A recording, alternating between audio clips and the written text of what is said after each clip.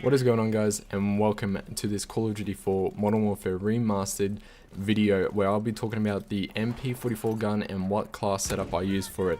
Now, this game is already a year old, so if you've already been playing this for a year, this class setup might not be for you because you probably have a class setup that you use. But if you got this game recently or you're planning on getting it for the Christmas holidays, then this class setup might help if you like to run at medium to long ranges.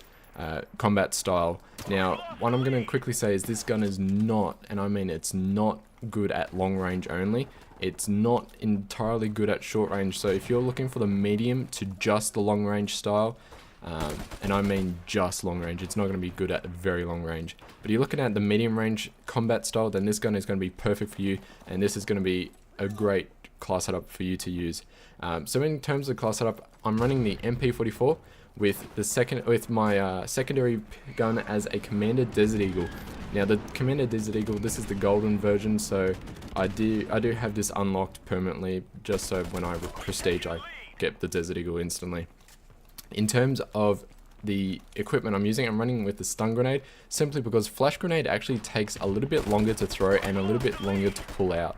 So if you're losing actual precious time in combat style, in the combat situation, if you're running a flash grenade, it might help where the enemy cannot see anything. But if you're running a stun grenade, it's faster to throw, it's faster to actually pull out, and it's faster in terms of getting the kills.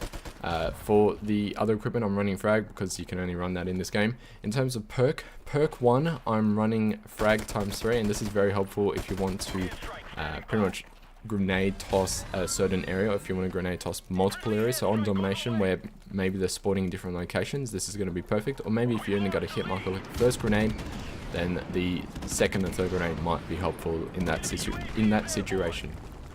In terms of perk number 2, I'm running stopping power, and I have to quickly say that this gun is awful without stopping power. I have been unable to use it successfully because I normally run UAV jammer.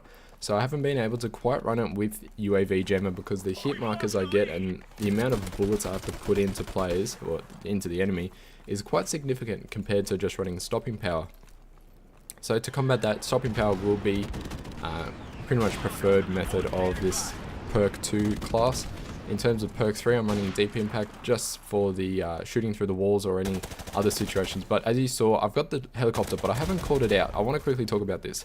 When you get the helicopter, and this is what I do. When I ever get the helicopter, I don't call it out instantly, because if you respawn and you still have your helicopter, the helicopter will go towards your kill streaks again. So what I mean by this is, you'll see when I die roughly now. So the helicopter, I've still got it. I'll call it out now. Now the helicopter can actually go towards my UAV. It can go to my airstrike, and it can go towards another helicopter. So I've actually had it where I've died, I've called out my helicopter, and my helicopter actually got me another helicopter. It's been that good in terms of that, of using it in that style.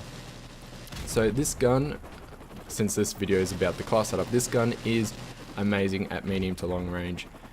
This map style, it's not close quarters unless you're going through the bottom area, and in terms of if you're looking at the C objectives, C and A flags through here, this is a close quarter style. But even then, as you saw, the MP44, it's like 2 shots with stopping power, which is amazing for a gun. There we go, 2 to 3 shots for stopping power. If you're shooting through objects, it can go up to about 3 to 4. As you can see there, I'm shooting through the ute, so it's up to 3 to 4 shots to actually do anything. But there we go, 2 shots to get that guy. So this gun is perfect on maps that are like this style, where you're not always going to be close quarters. So this gun will not be acceptable or pretty much usable on game maps like Shipment or Wetwork. Wetwork might be an exception unless your team is getting destroyed and you're stuck in the spawn, because the spawns are a lot of crates on either side, so it's not going to be great for that. Otherwise, this gun is going to be perfect for medium to long ranges.